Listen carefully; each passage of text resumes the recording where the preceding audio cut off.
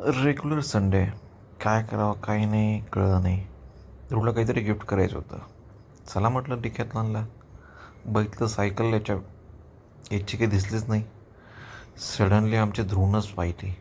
Wow, याला म्हणतात, काय म्हणतात, बॅलन्स बाईक.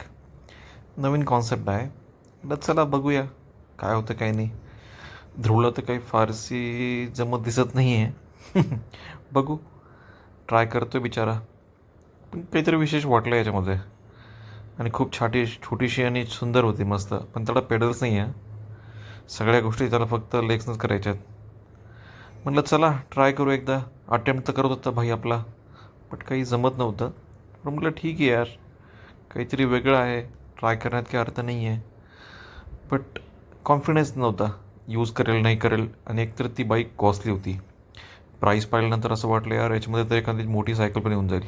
बट ठीक आहे, त्याच्यासाठी काहीतरी विशेष आणलं तरी बेटर. आणि तो थोडा एंगेज पण राहील फिजिकली. आणि फिजिकल एक्सरसाइज थोडी इम्पॉर्टंट आहे. आजकाल तो कंटिन्युअसली घरामध्ये राहतो आणि बाहेर गेल्यावर हार्डली थोडा वॉक करतो. याच्यामुळे थोडा फायदा होईल. But let's see how it turns up.